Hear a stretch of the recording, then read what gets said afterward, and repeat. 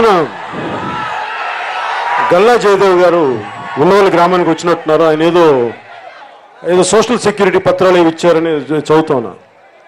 Social security పత్రాలు ఇస్తా ఆయన అన్న మాట్లేదు, నేను పేపర్లో చదివాను. ఏంటంటే కొన్ని గొప్ప పనులు సాధించడానికి కొంతమంది మనం త్యాగాలు చేయాలి తప్పదన్నాను.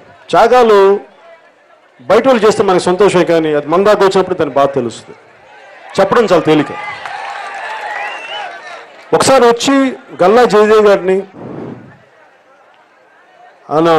ఆయన ఎంపీ దీని కింద వస్తుందా, ఒకసారి వచ్చి గల్లా జయదేవ్ గారిని కూడా ఒకసారి మిమ్మల్ని వచ్చి మీ గోడు వినవలసిందిగా నేను ఈ పత్రిక ఈ మీడియా ముఖంగా నేను వారిని కోరుకుంటున్నాను.